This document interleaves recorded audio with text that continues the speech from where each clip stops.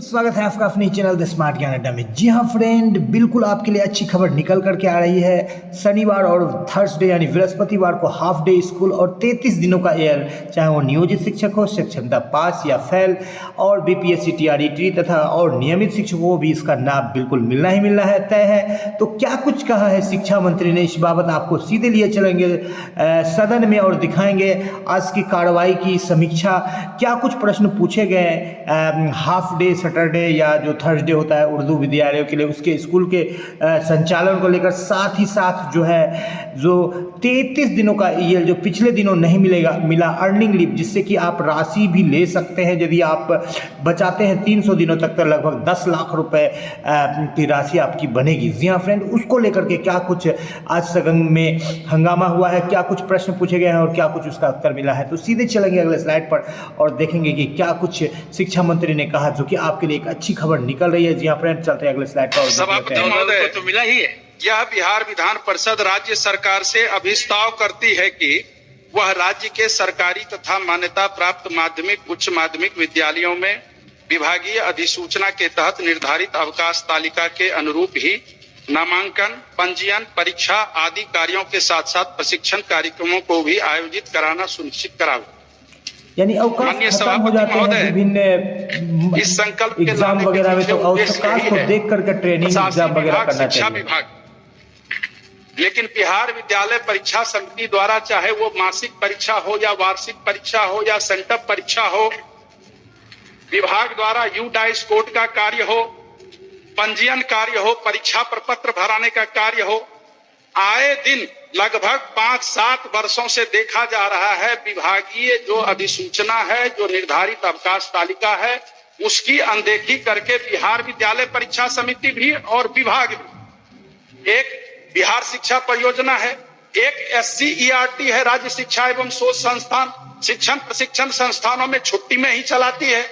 तो ये कहां का नियम? एक तरफ प्रशासनिक विभाग छुट्टी निर्धारित करती है, दूसरी तरफ छुट्टी के दिन परीक्षा लिया जाता है। सामान्य प्रशासन का सभापति महोदय पत्र है बिहार सरकार का, मंत्री महोदय, जो कि अगर छुट्टी के दिन कोई भी कार्य किन्हीं से लिया जाएगा तो 1 दिन के बराबर वेतन दिया जाएगा।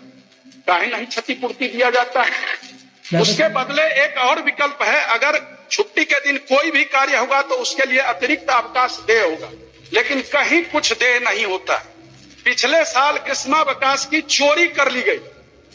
मतलब हम इस सबको इसीलिए कह रहे हैं, सभी सदन जान रहे हैं, सदन में भी ये बात उठी थी, ग्रीष्मावकाश में छात्र छात्राओं के लिए अवकाश निर्धारित था और शिक्षकों को ग्रीष्मावकाश में सिर्फ स्कूल में बैठने के लिए कहा गया। तो ये क्या क्या विभाग में हो रहा है। अभी भी मंत्री महोदय को हम धन्यवाद देते हैं, मुख्यमंत्री महोदय को भी धन्यवाद देते हैं, जो कि 10 से 4 बजे का जो समय था, जो दैनिक अवकाश जो विद्यालय संचालन का था, उसमें शनिवार को मंत्री महोदय छोड़ दिया गया है। शनिवार को मुख्यमंत्री महोदय ने विधानमंडल में ही कहा था, आपने भी कहा था, शनिवार को सब दिन हाफ डे होता था। तो ये सब जो हो रहा है, कम से कम इसको आप माननीय मंत्री जी के लिए कुछ छोड़िए। महोदय विभागीय स्तर पर ये स्पष्ट मंत्री महोदय कर दें, चूंकि मैं कोई ये संकल्प लाने की जरूरत ही इसलिए हुई, जो कि जो सामान्य प्रशासन विभाग का निर्देश है उसके तहत या तो क्षतिपूर्ति उनको अवकाश दें या तो उनको 1 दिन के बराबर वेतन दें, नहीं तो आप ये निर्धारित कर दें जो शिक्षा विभाग का अवकाश है उस अवकाश के दिन कोई भी कार्य नहीं होगा, चाहे विविध प्रोत्साहन योजना हो वो भी खोल दिया जाता है। छठ के दिन पूजा है, लोग अर्घ देने जाएंगे, उस दिन ऑनलाइन आप नामांकन कीजिए, रजिस्ट्रेशन कीजिए, अब टीचर वहां बैठे रहेंगे, तो छुट्टी क्यों दे?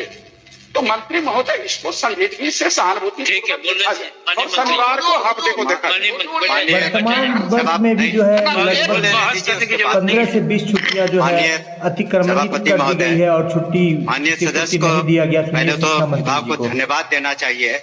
ये महिलाओं के कहने पर हमने जितिया पर्व पर कभी छुट्टी नहीं रहती थी, हमने दिया। छठ के पर्व पर 1 दिन अतिरिक्त अवकाश दिया क्योंकि महिलाओं की संख्या शिक्षा विभाग में ज्यादा है, तो इसका भी उनको जिक्र करना चाहिए कि अगर हम लोग संवेदनशील नहीं रहते हैं तो छठ पर अतिरिक्त, जबकि वो सरकारी घोषित नहीं सरकार, लेकिन नहीं। और दूसरी बात है कि हाँ, लेकिन जहां तक प्रश्न है कि हम लोग जो सरकारी अवकाश घोषित है, हम लोग कोशिश कर रहे हैं, कभी कभी उसमें संगति हो सकती है, बट सामान्यतः हमने निर्देश दिया है कि जो भी सरकारी अवकाश है वो आप उस पर छुट्टी और काम न लें।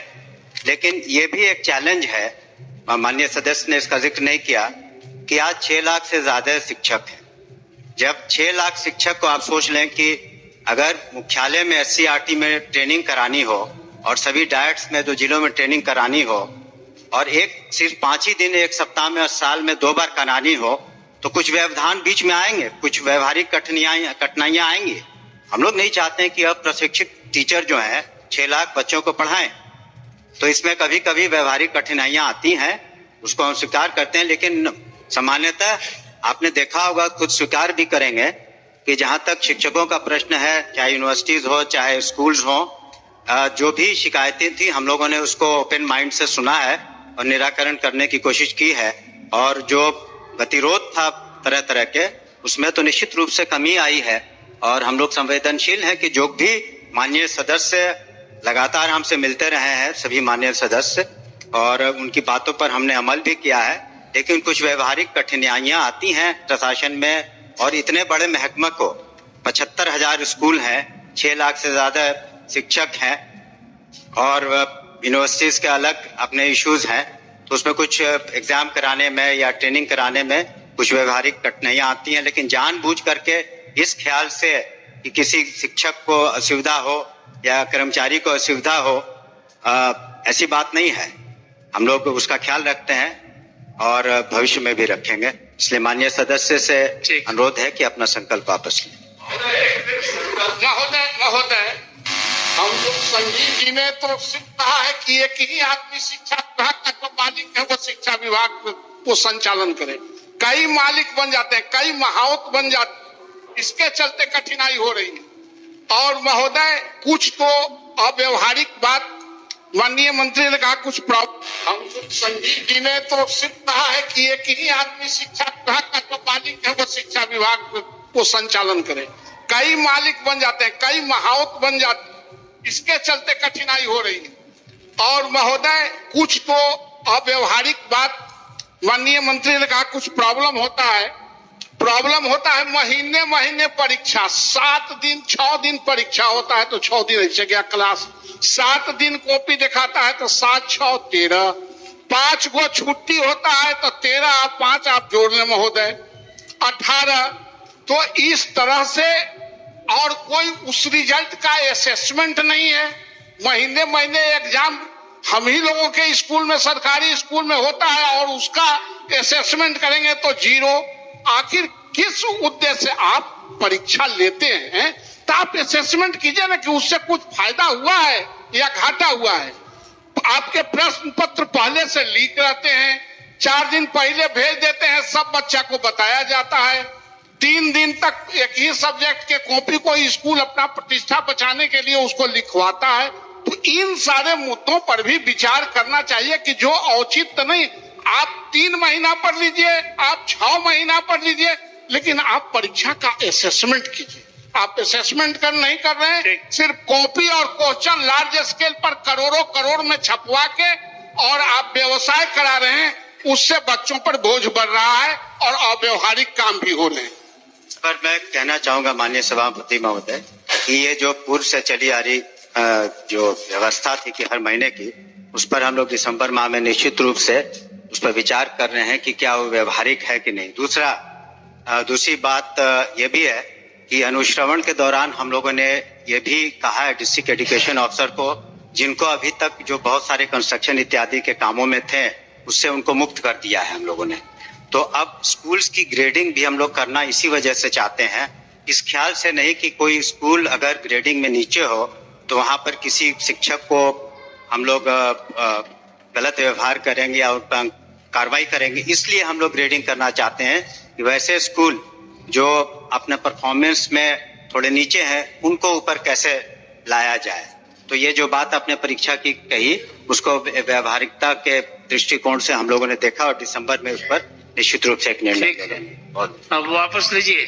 वापस लीजिए। अपना संकल्प आप तो वापस एक ही ले बात को बहुत लें। चिंतक नहीं। सर इसको लाए हैं तो मेरा संक्षिप्त में समय होना सर चाहिए। निर्धारित है। मैं सर सबसे बड़ी बात है कि ई शिक्षा कोष ऐप पर क्षतिपूर्ति अवकाश का पत्र कोई निर्गत नहीं हुआ। कॉलम ही नहीं आपने है। ग्रीष्मावकाश की कटौती कर ली। दूसरी बात महोदय, सब बात आ गई। कंक्लूड सर, वो नहीं आई थी, बस कंक्लूड कर रहा हूं। दूसरी बात, आप अतिरिक्त वेतन दें, अतिरिक्त अवकाश दें, ये आप सुनिश्चित करें। बस मेरा तो यही सवाल है, और तो कोई सवाल नहीं है। ना पूर्ण वेतन दिसंबर में सब कर रहे जो हैं। राज्य कर्मी का वेतनमान, ठीक है, ना पूर्ण वेतनमान। माननीय मंत्री ने मैं आपसे आग्रह किया है। आपके इस वचन से, जो कि मैं इसको दिसंबर तक में देखूंगा, परीक्षा के मामले में भी और अवकाश के मामले में भी प्रशासकीय विभाग ही कार्य कराएगा। आप कृपया अपने स्तर से बिहार विद्यालय परीक्षा समिति और शिक्षण प्रशिक्षण संस्थान को भेज दें पत्र, उसके बाद मैं वापस ले। ठीक, तो संकल्प यहाँ पर अनुमति से कहीं ना वापस दिया कहीं गया। जो है क्षतिपूर्ति अवकाश की चर्चा हुई, और क्षतिपूर्ति अवकाश का ई शिक्षा कोष ऐप पर कोई कॉलम नहीं है। इसको लेकर के भी काफी ज्यादा दिक्कतें होती रहती है, और उन दिक्कतों को भी ध्यान में रखना चाहिए कि क्षतिपूर्ति अवकाश जो है शिक्षकों को मिले, और ई शिक्षा कोष ऐप पर उसका निश्चित रूप से कॉलम होना चाहिए। जी हाँ फ्रेंड, वीडियो पसंद आया तो लाइक कर दें, स्मार्ट ज्ञान अड्डा आपका अपना नहीं फोन कराया। इनकी सबसे बढ़िया चीज ये है कि ये कोई शैम्पू या सीरम पकड़ा के नहीं बोल देते कि आप 25 करोड़ रुपया अगर बैंक से लोन लेते हैं, कितना ब्याज भरना पड़ेगा?